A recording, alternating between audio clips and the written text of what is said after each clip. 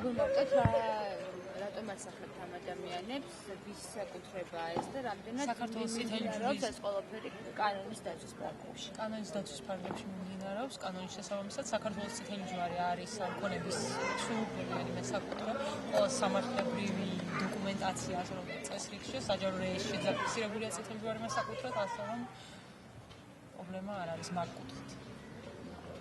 რამე ალტერნატიულ ფარს თუ სთავაზობთ გამოსახლებულებს. ან თუ არის ვინმე, ვინ შეიძლება შეთავაზოს ეს ფარტი. იმიტომ რომ აცხადებენ, რომ ეს არის ანუ უნდა შეზღუდული ადამიანი, შეზღუდული შეძლებლობის მქონე პირი. გასაგები ალბათ ამაზე სახელმწიფომ ან რაღაც გარკვეული სამსახურები, ამის სოციალური სამსახური, რომელმაც ალბათ უნდა იზრუნოს ამაზე. ანუ წითელი ჯვრის მოვალეობა და ფუნქცია ეს პირდაპირ არ არის. არც ვალდებულება წითელი ჯვარს თავის ქონება აქვს და უფლება აქვს, რომ თავის ქონება ქონდეს და განკარგოს, როგორც ყველა სხვა მესაკუთრეს.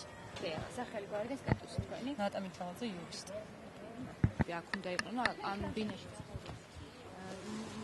ადამიანი, ანუ შეგვიძლია ფეხი აქ მოჭრილი.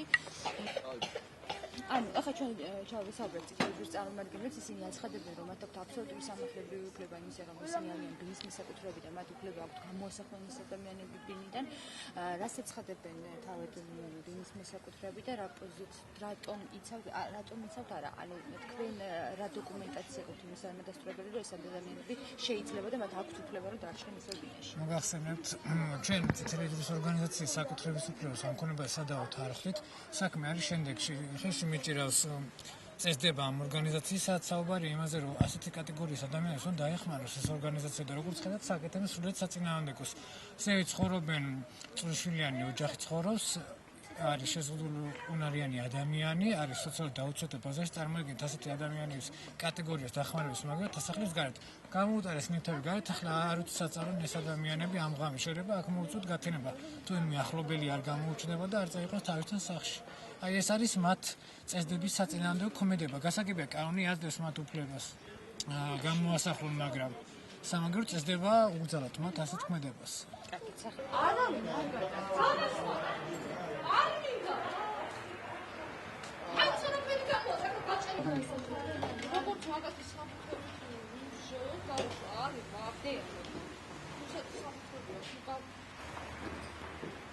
თუ გაქვთ რაიმე ალტერნატიული ფაქტი, სადაც შეგიძლიათ რომ გადავხუროთ და იცხოვროთ?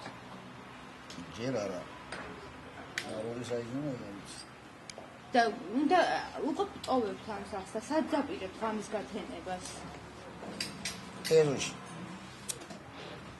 თუ მიმართეთ ვინმეს დახმარებით? თქვენ რამ შემოსავალი გაქვთ ფინანსური? ეს რა გახმარება? მე დავამბობ.